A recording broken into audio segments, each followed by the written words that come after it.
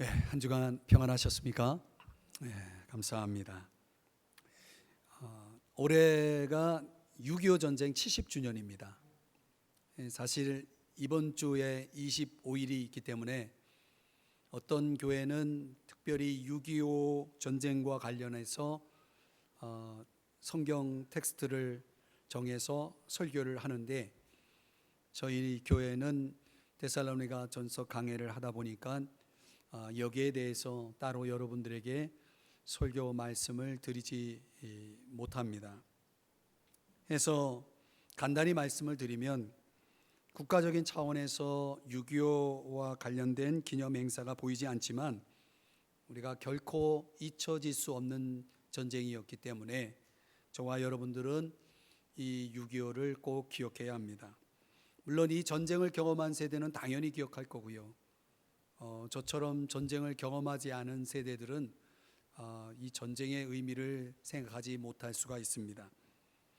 북한이 남한을 적화 통일시키려고 일으킨 전쟁 아닙니까? 하나님은 그것을 선으로 바꾸셔서 오늘의 이 대한민국을 있게 하셨습니다. 얼마나 감사합니까? 그러나 여러분 아시다시피 지금 우리는 아직 정전 상태고 이 보이지 않는 전쟁이 끝나지 않았거든요. 대한민국 헌법에 의하면 자유민주적인 기본 질서에 입각하여 평화 통일을 할 것이다라는 이 헌법이 명시되고 있습니다. 그래서 우리가 이 지금의 이 남북 관계나 여러 가지 국제 관계를 고려해 볼 때 하나님이 이 대한민국을 지켜주셔야 됩니다. 우리가 이것을 위해서 기도할 뿐만 아니라 우리는 더 적극적으로 이 땅이 평화 통일을 하루속히 이룰 수 있도록 저와 여러분이 하나님 앞에 더 간절히 기도해야 할 때라고 생각합니다. 그래서 여러분들에게 잠시 이런 말씀을 드리면서 한국교회, 우리 교회를 포함해서 한국교회가 지속적인 기도를 통해서 나라가 더 평화롭고 통일의 날이 속히 돌아올 수 있도록 우리 모두가 함께 마음을 모아 주십사 부탁을 드립니다. 오늘 말씀으로 들어와서 본문의 말씀은 종말의 때를 살아가고 있는 우리에게 주님의 재림을 잘 준비하는 삶이 어떤 것인지를 말씀하고 있습니다. 특별히 교회 생활과 관련해서 말씀하고 있습니다. 우리가 종말의 때를 이야기할 때 가장 많이 언급되는 성경 요한계시록을 보면요, 요한계시록 1장은 예수 그리스도가 어떤 분이신지를 소개하고 있습니다. 그리고 2장 3장은 그 교회의 머리가 되시는 예수 그리스도를 언급한 이후에 교회에 대해서 2장 3장에 걸쳐서 7교회, 지상에 존재하는 7교회의 특징을 소개합니다. 그리고 4장 5장으로 넘어가면 하늘나라의 예배의 장면이 소개됩니다. 근데 놀랍게도 그 하늘나라 예배에 참여하는 예배자들이 누구냐면 교회입니다. 휴거된 성도들, 휴거된 교회들이 그 하늘나라 천상 예배에 참여한다는 것이죠. 그런 차원에서 보면요, 이런 전체 성경적인 맥락 속에서 보면 지금 이제 우리가 하늘나라 저 천국에 가게 될 때 주님이 재림하시면 그날이 오는데, 그 전에 바로 교회 생활이 정말 중요하다는 것을 의미합니다. 종말과 관련해서 예수님께서 말씀하신 마태복음 25장에 보면요, 이런 말씀이 나옵니다. 주여, 우리가 어느 때에 주께서 줄이신 것이나 목마르신 것이나 나그네 되신 것이나 헐벗으신 것이나 옥에 갇히신 것을 보고 공양하지 아니하더이까. 여기에 대한 대답 45절에 보면은, 내가 진실로 너에게 이르노니 이 지극히 작은 자 하나에게 하지 아니한 것이 곧 내게 하지 아니한 것이니라, 이렇게 말씀하셨습니다. 굉장히 중요한 말씀이에요. 예수님 자신과 지극히 작은 자를 동격으로 보시면서 그에게 한 것이 나에게 한 것이고, 그에게 하지 아니한 것이 나에게 하지 아니한 것이다, 이렇게 말씀을 하고 있다는 것이죠. 그래, 여기 지극히 작은 자는 누굽니까? 1차적으로는 우리 믿는 형제 자매를 가리킵니다. 그런데 예수님은 왜 이렇게 지극히 작은 자들인 형제 자매들을 주님 자신의 수준으로 격상시켜 예우해 주시는 것인가 라는 거죠. 그 이유가 뭘까요? 적어도 성경적으로 답을 드린다면 우리 믿는 형제 자매들이 하나님의 형상으로 창조된 존재이기 때문에, 주님이 죽기까지, 십자가에서 죽기까지 사랑하신 존재이기 때문에, 성령이 그들 속에 내주하고 있기 때문에, 또 무엇보다도 한 아버지를 모시고 사는 가족이라는 이유 때문에 하나님의 가족이죠. 예수님도 그런 관점에서 지극히 작은 자 하나에게 한 것이 내게 한 것이라고 그렇게 말씀을 하고 있다는 거죠. 그런데 오늘 본문 12절 이하에 보면 바울이 형제들아 라는 표현을 무려 5번이나 사용하고 있어요. 이 바울이 형제들아, 아델포테스라는 이 단어를 쓸 때는 언제나 교회를 하나님의 가족으로 묘사하고 있는 것입니다. 하나님의 가족으로 강조하고 있는 것입니다. 여러분은 바울이 말하는 대로 만약 우리가 예수 그리스도를 믿죠? 그러면 우리는 하나님의 자녀가 됩니다. 하나님이 우리의 아버지가 되시는 거죠. 그러면 우리 믿는 사람들은 다 뭐가 되는 겁니까? 형제 자매가 되는 거죠. 아멘. 자, 그렇다면요, 좀 전에 말씀드렸던 것처럼 우리가 하늘나라 예배에 참여하기 전에, 주님이 재림하시기 전에 우리에게 있어야 할 교회 생활 속에서 우리는 그 지극히 작은 자, 주님의 수준에 있는 지극히 작은 자인 형제 자매들을 향해서, 서로를 향해서 어떻게 대해야 하느냐라는 것이죠. 이 교회 생활에 있어서 특별히 종말의 때를 살아가고 있는 우리들에게 꼭 있어야 할, 교회 생활에서 꼭 있어야 할 3가지가 오늘 본문에서 우리들에게 주시는 주님의 말씀이고 도전인 것입니다. 첫 번째는 화목입니다. 한번 따라 하십시다. 화목. 자, 오늘 본문 12절 13절을 보시면 형제들아, 우리가 너희에게 구하노니 너희 가운데서 수고하고 주 안에서 너희를 다스리며 권하는 자들을 너희가 알고, 13절 그들의 역사로 말미암아 사랑 안에서 가장 귀히 여기며 너희끼리 뭐하라? 화목하라, 이렇게 말씀합니다. 그러니까 교회 생활에서 꼭 필요한 게 뭡니까? 화목한 관계죠. 정말 중요합니다. 특별히 누구와 화목하라고 말씀하고 있냐면 12절 13절의 이 문맥 속에서는 목회자들과의 관계를 얘기합니다. 목회자들과의 관계 정말 중요합니다. 이 종말의 때를 살아가는 우리의 교회 생활 속에서 우리가 가장 특별히 신경 써야 할 관계는 목회자와의 관계입니다. 너희끼리 화목하라라는 이 말씀을 현대어 성경에서는 서로 싸움을 일으키는 일이 없도록 각별히 주의하십시오라고 번역했습니다. 참 중요한 말씀이죠. 역사적으로 보면요, 교회가 비성경적인 모습을 취할 때가 있었습니다. 양극단인데요, 한쪽은 교권주의, 다른 한쪽은 비교권주의입니다. 교권주의는 뭐냐면 목회자가 권세와 사역을 다 쥐고 있는 겁니다. 모든 권세와 힘과 사역이 목회자에게 집중되고 성도들은 그 목회자에게 눌려 있는 상태를 얘기합니다. 눌려 있는 것을 얘기합니다. 근데 이 반교권주의는 뭐냐면 반대입니다. 성도들이 목회자들을 불필요하다라고 여기는 겁니다. 무시해 버리는 거죠. 역사적으로 보면은 교회 안에는 이 2가지의 양극단이 있었다는 거죠. 그런데 오늘 우리가 살펴보고 있는 데살로니가 전서, 즉 데살로니가 교회 안에도 이 두 가지 극단의 자세가 있었다는 것입니다. 어떤 지도자는 굉장히 고압적이고 적대적인 행동을 통해서 성도들의 마음을 거북하게, 이 거부감을 갖게 만들었다는 것이고, 그 다음에 또 반대로 어떤 교인들은 이 교회 사역자들을 굉장히 존경하지 않고 불필요하게 생각하는 그런 자세를 취했다는 거죠. 그러니까 바울은 이 두 가지 태도 모두를 거부하고 있는 것입니다.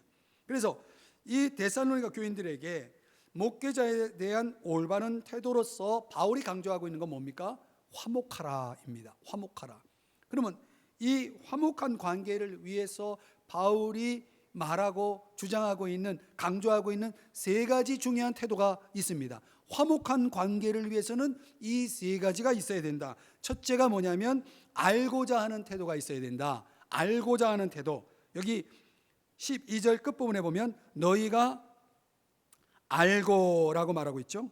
너희가 알고, 에이돈이라는 단어인데 뭘 여기 알다라고 하는 이 단어는 무슨 뜻이냐면은 상대와 시간을 같이 보내면서 또 그가 하는 일을 보면서 경험적으로, 그가 하는 일을 보면서 경험적으로 그의 가치를 알다, 이런 뜻입니다. 그의 가치를 아는 것입니다. 그럼 그가 하는 일이 뭡니까? 즉 목회자가 하는 일이 뭡니까? 수고하는 일이 있어요. 수고하는 일을 합니다. 이 수고한다라는 것은 뭐냐면 성도의 신앙을 위해서 지칠 때까지 힘쓰는 것을 얘기합니다. 우리 사역자들이 그렇게 사역을 하거든요. 지칠 때까지, 아주 진을 뺄 때까지 힘을 다해서 수고를 합니다. 그런데 어떤 수고를 하느냐? 말씀을 연구하고 설교를 위해서 지칠 때까지 애를 씁니다. 아주 진을 뺍니다. 여러분도 한번 설교를 준비해 보세요. 얼마나 힘든지 몰라요. 주일이 얼마나 빨리 돌아오고 예배가 눈을 감았다 뜨면 예배가 바로 코앞에 있는 거예요. 그러니까 일주일 내내 말씀 연구하고 설교를 준비하는 그 시간이 정말 목회자가 가지고 있는 모든 힘, 그 에너지의 거의 대부분을 차지한다고 보면 됩니다. 거기에다가 남은 시간 또 뭐합니까? 약하고 병든 분들을 신방하고 상담해주고, 또 틈틈이 성도들을 모아서 말씀을 가르치고, 또 주야로 성도들을 가정 그 영혼들을 위해서 중보기도 해주는 일들, 그러니까 하루 24시간 일주일 내내 이 모든 수고가 이루어진다는 거예요. 여러분, 이런 수고가 얼마나 힘든지 아시나요?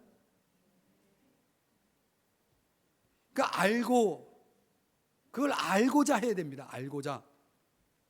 또 다스리는 일을 한다고 할 때 이건 마치 부모처럼, 부모가 자식에게 하듯이 잘 지도하고 보호하고 돌본다라는 그런 뜻을 가지고 있는데, 이것은 특별히 구원을 위한 노력을 강조합니다.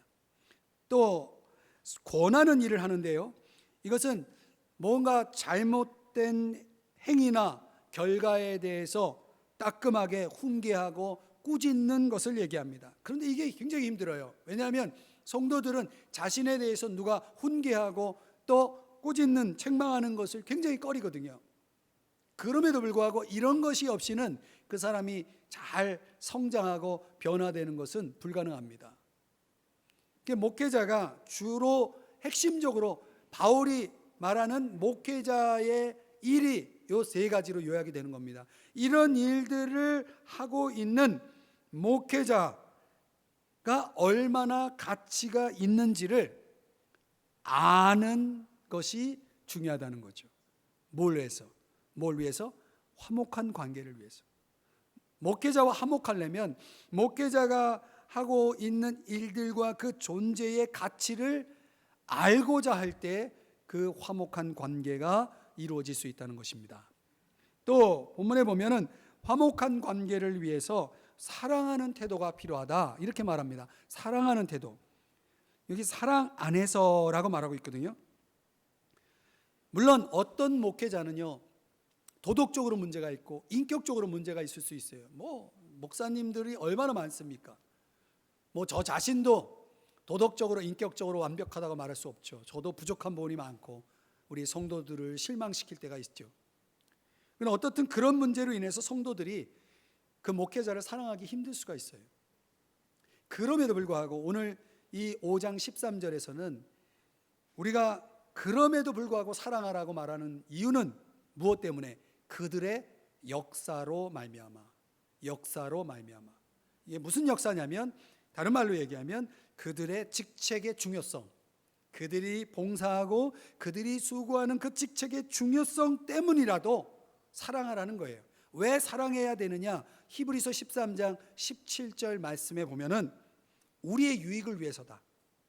한번 보면 그들은, 즉 목회자들은 너희 영혼을 위하여 경성하기를 자신들이 청산할 자인 것 같이 하느니라.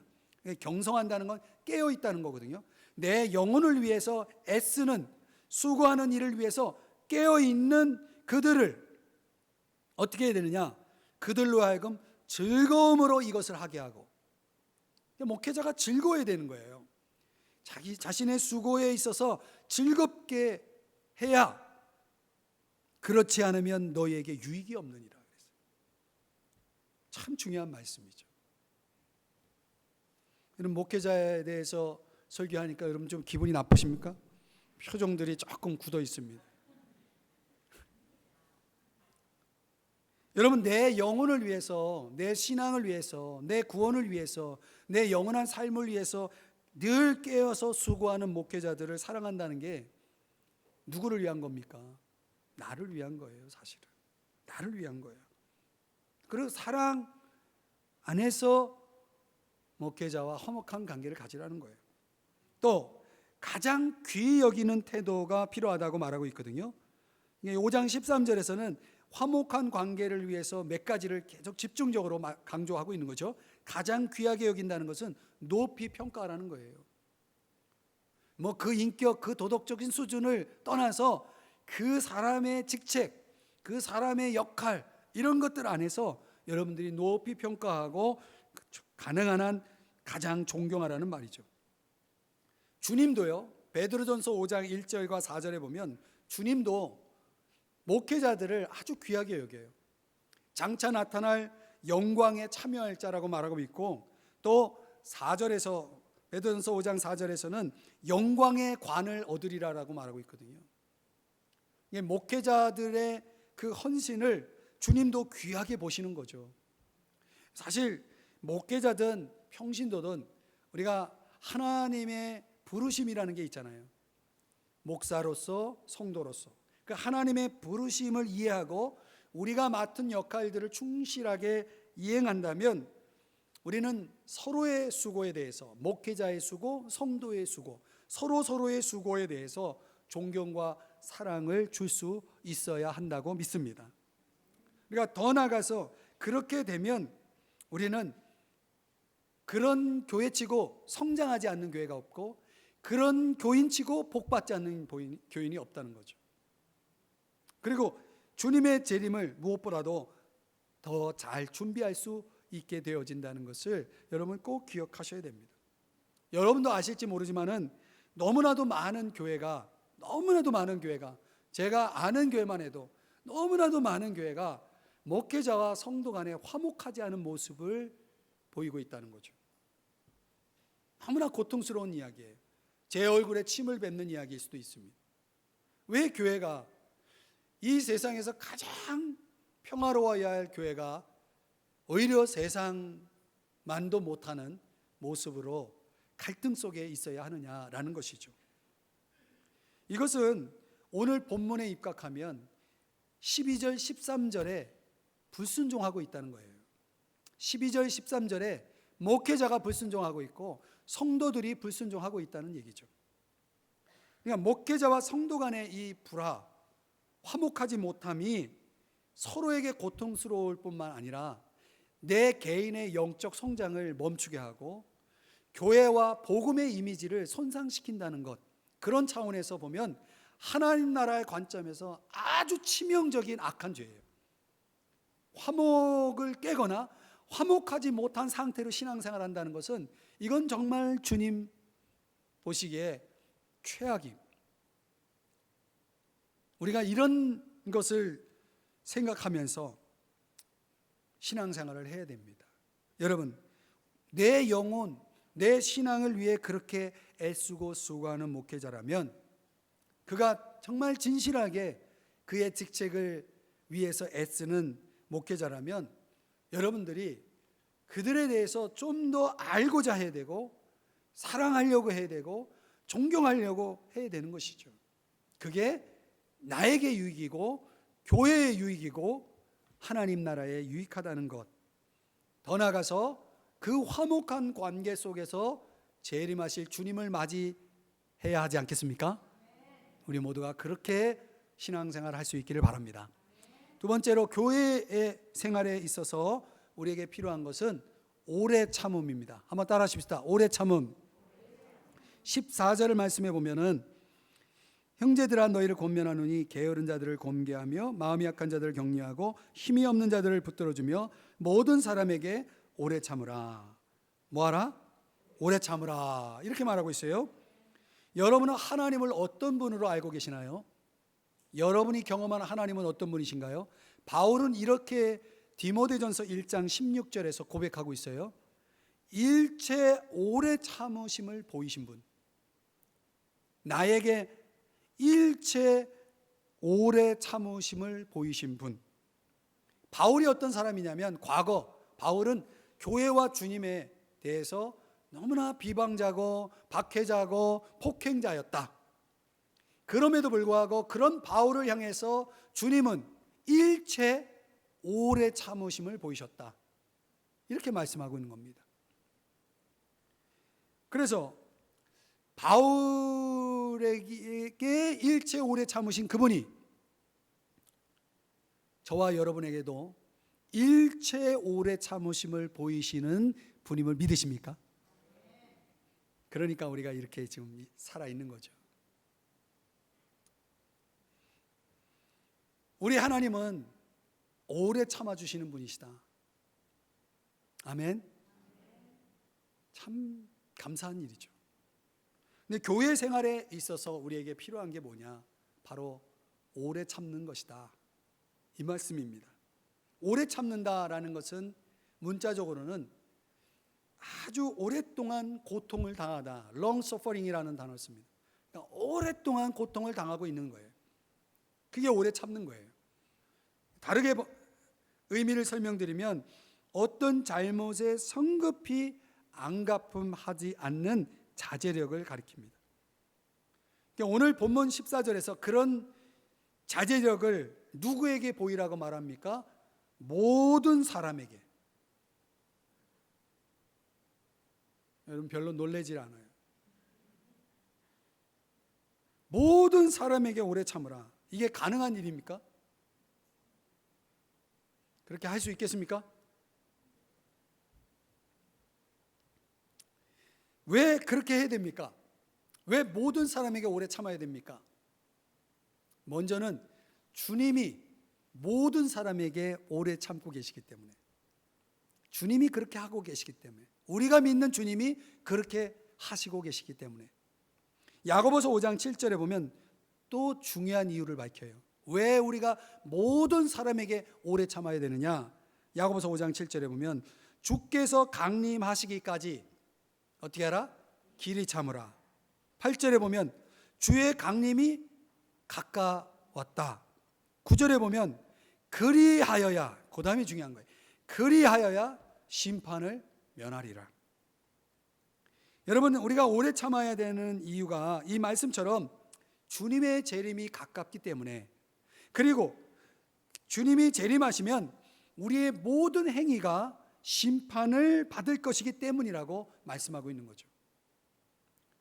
우리가 주님을 성품적으로 닮아가는 이유도 되지만 우리의 심판을 대비하기 위해서라면 우리는 오래 참아야 된다는 것입니다. 그래 본문 14절을 다시 보면 모든 사람이라고 말하고 있는 그 구체적인 대상이 누구인지를 보여주거든요. 우리가 모든 사람, 이거 어떻게 감당합니까? 그런데 그 모든 사람을 더 집중해서 조명해 보면 세 부류의 사람으로 조명이 됩니다. 게으른 사람, 마음이 약한 사람, 힘이 없는 사람. 교회 생활을 하다 보면 틀림없이 이 세 부류의 사람들이 있습니다. 게으른 사람들은 참아줘야 됩니다. 오래 참아줘야 됩니다. 근데 이들은 어떤 사람들입니까? 제멋대로 사는 사람들, 자기 하고 싶은 대로 사는 사람들, 일하지 않고 꾀를 부리며 자기 하고 싶은 대로 하는 사람들.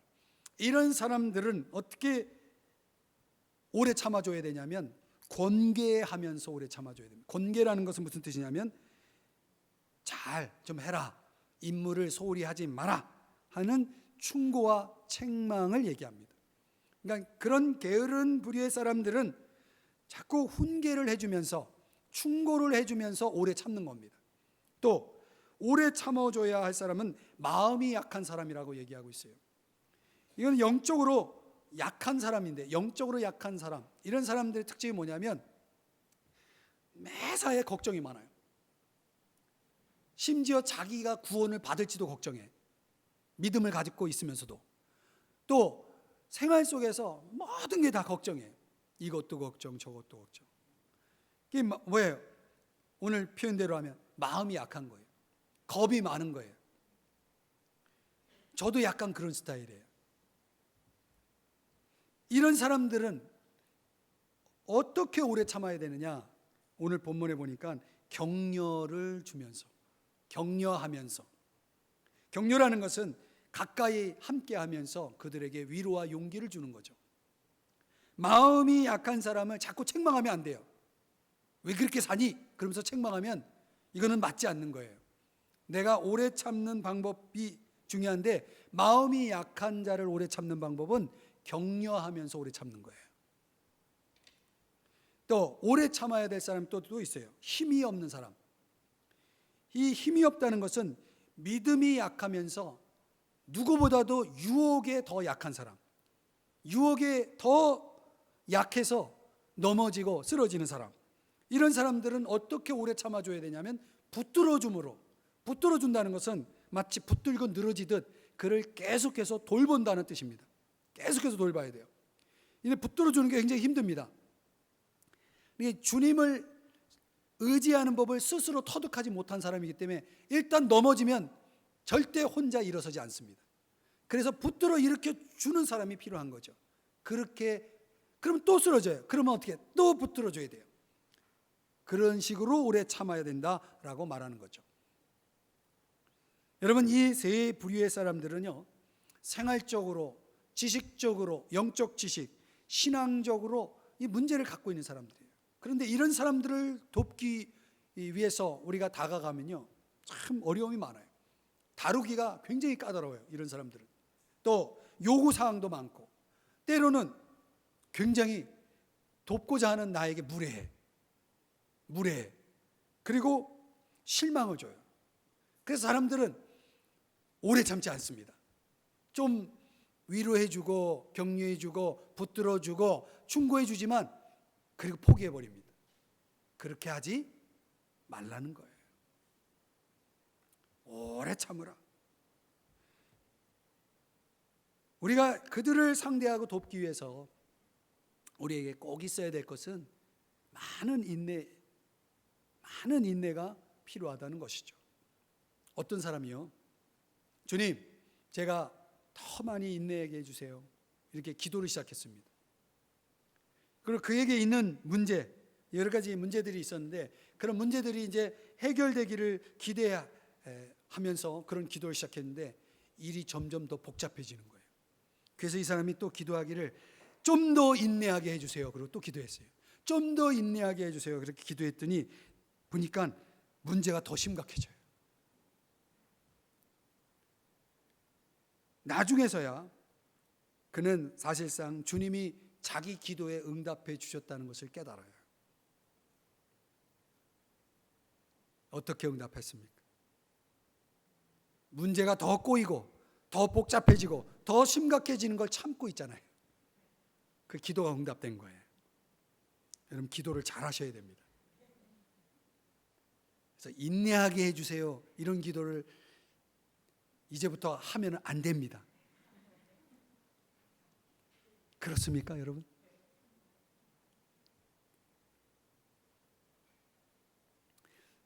우리가 인내를 배우는 방법은 뭡니까? 인내할 수 있는 상황 속에 들어가야, 인내할 수밖에 없는 환경 속에 있어야 인내를 배우는 겁니다. 수영을 배우는 사람이 땅 위에 있는 동안 수영 배울 수가 없는 겁니다. 물 속에 들어가야 수영을 배울 수 있는 거죠. 그러니까 우리가 배워야 할 것, 우리에게 있어야 할 것을 우리가 위하여 기도한다면 주님은 그 기회를 주시는 거야. 더 귀한 거를 얻기 위해서 덜 귀한 거를 우리가 희생하는 거죠. 나우 세대라는 말이 있어요. 나우 세대. 예, 영어로는 now, 지금이란 뜻이죠. 이 나우 세대의 특징이 뭐냐면 기다림을 싫어한다는 거예요. 그러니까 이들의 사고방식은 전자레인지예요. 전자레인지가 뭐 하는 겁니까? 패스트푸드 같은 인스턴트 식품을 집어넣어서 1, 2분 내로 요리해서 만들어서 먹는 거 아닙니까? 그러니까 몇 초 안에 내가 원하는 것을 가져야 되는 그런 세대를 가리켜서 나우 세대라고 말하는 거예요. 오늘날 우리가 살아가고 있는 이 세대가 나우 세대이기 때문에 이 기다림, 인내, 오래 참음을 배운다는 게 굉장히 어렵습니다. 여러분, 우리가 살다 보면 정말 나를 불편하게 하는 사람이 있잖아요. 나를 방해하는 사람들이 있잖아요. 정말 내가 나를 짜증나게 만드는 사람들도 있고, 내가 기다려야 할 상황도 있잖아요. 어디 가서 줄 서는 거 되게 힘들잖아요. 이런 모든 상황들이, 환경들이 결국은 우리로 하여금 뭘 배우게 해요? 참는 걸 배우게 하는 거죠. 어제도 우리 교회 이 보안 문제가 생겨가지고 제가 밤에 이 교회에 있었는데 10분을 기다리라는 거예요, 저보고. 근데 10분이 2시간이에요. 너무 빨리 안 오는 거예요. 그래서 제가 오늘 이 말씀을 기억했어요. 모든 사람에게 오래 참으라. 그래서 보안 그 안전요원이 올 때까지 10분을 기다리는데 제가 오래 참았어요. 고치는데도 15분, 20분이 걸려요. 20분. 그럼 결국은 못 고치고 갔어요. 너무나 오래 참는 게 힘듭니다. 제가 이 말씀을 묵상하면서 은혜를 받았어요. 하나님은 오래 참는 걸 미리 훈련시키는구나. 여러분, 어떤 경우는요, 구약 성경에 나오는 욥처럼 기다리는 것 말고는 아무것도 할 수 있는 게 없는 상황이 있어요. 그런 경우가 우리들에게 찾아옵니다. 그럼 욥은 그런 경우에 이렇게 말합니다. 욥기 14장 14절을 보면은 이 몸은 지금보다는 더 나을 그때를 기다리겠습니다. 이 고통스럽고 괴로운 때가 지나가기를 기다리겠습니다. 지금 우리 심정이죠. 욥이 이렇게 하나님 앞에 고백을 하는 거예요. 사랑하는 여러분, 어떻게 우리는 오래 참을 수 있습니까? 에베소서 4장 2절의 말씀을 참고하면은 이렇게 말씀합니다. 모든 겸손과 온유로 하고 오래 참음으로 사랑 가운데서 서로 용납하고. 흥미로운 것은 저 오래 참음이라는 단어를 가운데 두고 그 오래 참음을 가능케 하는 3가지 단어가 강조되고 있어요. 따라오고 있어요. 오래 참으려면 3가지가 있어야 된다. 겸손, 온유, 사랑. 내가 겸손하다는 게 뭡니까? 내가 겸손하다는 것은 하나님이 보시는 시각으로 나를 보는 거예요. 하나님이 보시는 나는 피조물이고 죄인이에요. 그래서 이런 인식, 이런 깨달음을 가지고 있는 사람들은 항상 나보다 남을 낮게 여겨요. 더 훌륭하게 본다는 얘기죠. 그러니까 나보다 더 훌륭한 사람이니까 어떤 상황에서도 그를 더 오래 참을 수 있고 너그럽게 대할 수 있는 것이죠. 온유라는 게 뭡니까? 온유하면 우리가 오래 참을 수 있다면 온유가 뭡니까? 주인에게 통제를 받는 상태를 얘기해요. 주인이 누굽니까? 하나님이에요. 그러면 어떤 상황, 어떤 관계, 어떤 사람도 하나님이 나를 주관하고 있다면 저 사람도 주관하고 저 환경도 주관하는 거예요. 그러니까 하나님께 맡겨요. 하나님께 맡기면 하나님이 그 모든 것을 잘 해결해 주실 것을 믿기 때문에, 그러기 때문에 내가 오래 참을 수 있고 더 기다릴 수 있는 거죠. 사랑할 수 있다면 오래 참을 수 있어요. 여러분, 부모로서 자식을 사랑하기 때문에 그 속썩이는 자식도 참을 수 있는 거 아닙니까? 참을 수 있다는 것은 사랑이 있다는 얘기예요. 사랑이 있다는 것은 내 속에 성령이 역사하고 있다는 거죠. 성령의 열매가 뭡니까? 사랑 아니겠습니까? 그러니까 사랑은 오래 참을 수 있는 거예요. 그래서 성령의 역사가 있기 위해서 바울은 사랑할 수 있기 위해서, 참을 수 있기 위해서 바울이 한 게 뭡니까? 골로새 1장 11절에 보면 기도를 해요. 기도를 해요. 여러분, 신기하게도 내가 기도하면 내 안에 사랑할 수 있는 힘, 참을 수 있는 힘이 생겨요. 틀림없습니다. 하나님이 우리를 대하여 얼마나 오래 참고 계시죠? 끝이 없죠. 한이 없죠. 우리도 다른 사람을 대하여 그렇게 할 수 있어야 된다는 거예요. 우리가 참을수록, 우리가 오래 참을수록 우리는 오래 참으시는 주님을 더 닮아가는 것입니다. 야고보서 1장 4절에 보면 인내를 온전히 이루라 라고 말하고 있어요. 이는 너희로 온전하고 구비하여 조금도 부족함이 없게 하려 함이라. 조금도 부족함이 없는 인격적인 성숙, 성장, 신앙적인 성장을 이루어 나가는 그 열쇠가 뭐냐? 인내를 온전히 이루라, 이렇게 말씀하고 있는 것입니다. 여러분, 어떤 사람은요 정말 나를 불편하게 하고 힘들게 해요. 그러면 그 사람이 그 사람을 향해서 이렇게 생각하세요. 공사 중이구만. 한번 따라 하십시다. 공사 중이네. 여러분, 공사 중에는 참아야 돼요. 공사가 끝날 때까지. 공사가 끝나면 보상이 올 거예요. 그런데 여러분, 반대로 나도 공사 중이지 않습니까? 혹시 나도 누군가를 지금 불편하게 하고 있고, 나도 누군가를 지금 힘들게 하고 있지 않습니까? 그럼에도 누군가 나를 참아주고 있잖아요. 그래서 제가 생각해 보면 인생은 그래서 고마운 것 같아요. 나만 희생하고 있는 게 아니거든요. 나만 참아주고 있는 게 아니거든요. 서로에게 우리가 좀 더 참을 수 있는 것은 우리 인생이 그런 방식으로 돌아가고 있다는 것이죠. 주님의 재림을 잘 준비하는 방법이 뭐죠? 모든 사람에게 오래 참는 것이다.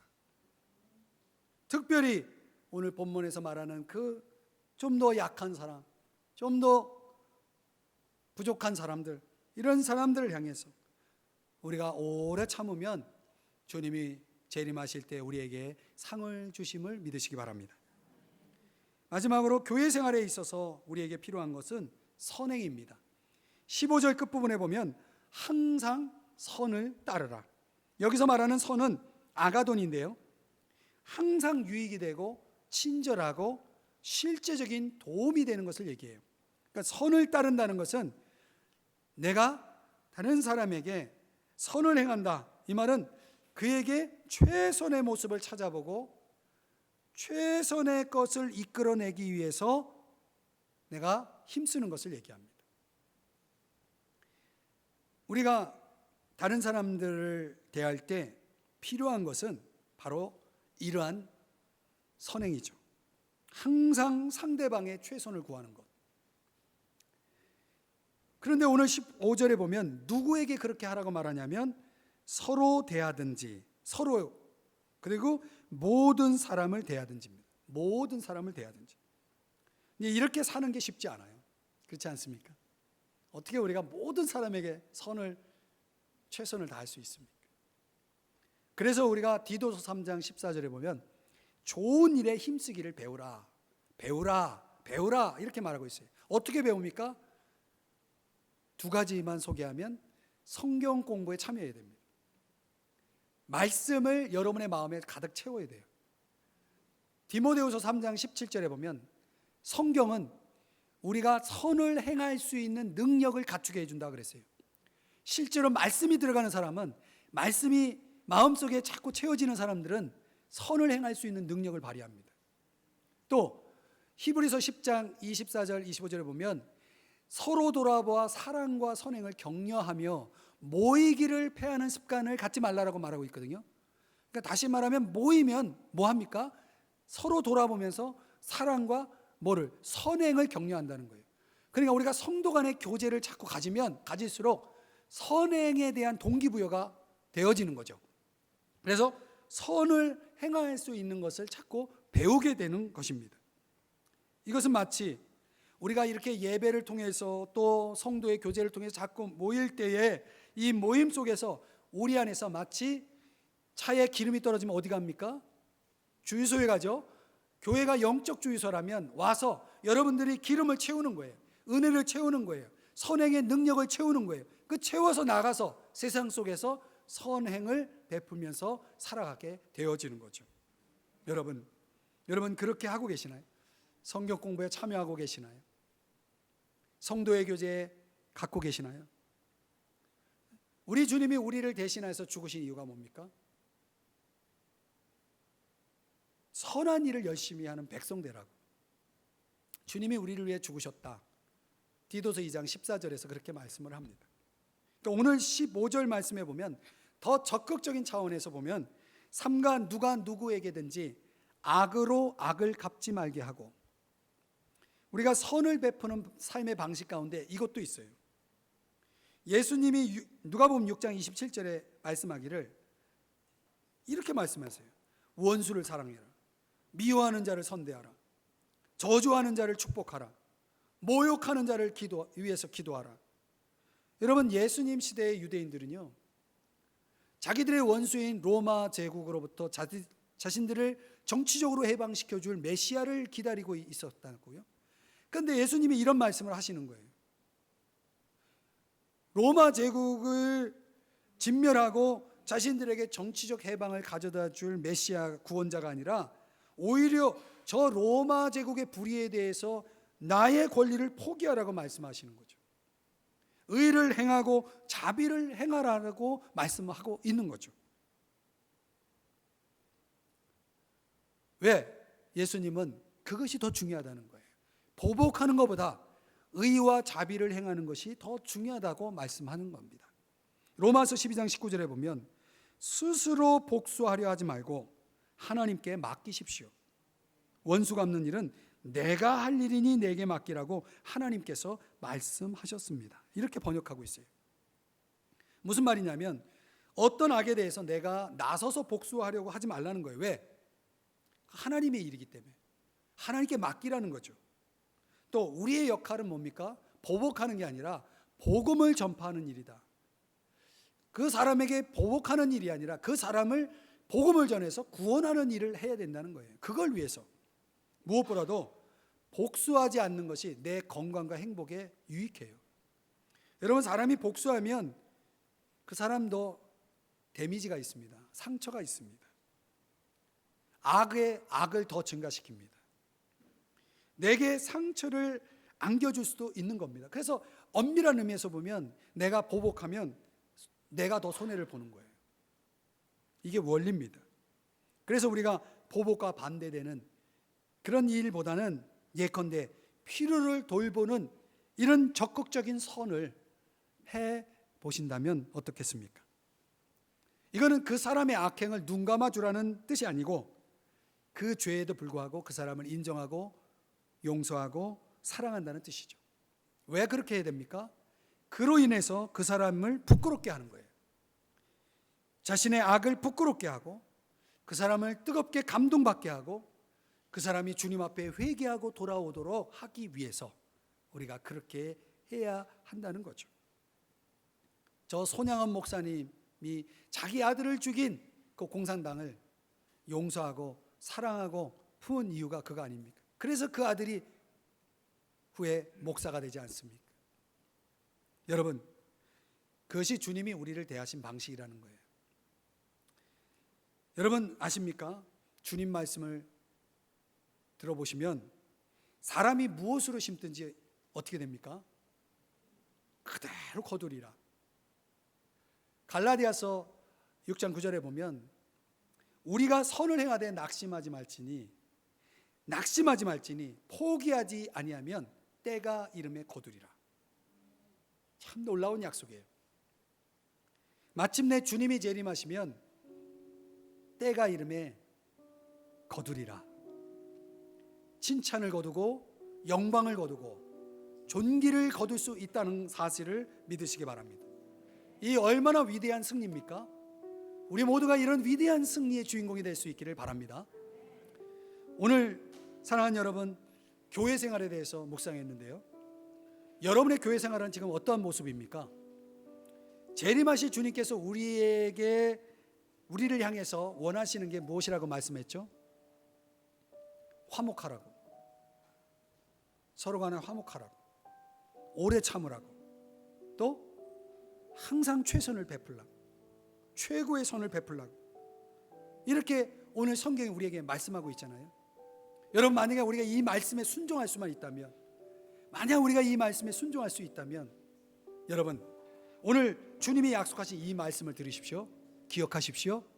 때가 이름에 거두리라. 때가 이름에 거두리라. 오늘 주님 재림하실 주님께서 갚아주실 그날까지 저와 여러분 때가 이름에 거두리라는 이 약속을 붙잡고 여러분의 순종을 멈추지 마시기를 주님의 이름으로 축복합니다.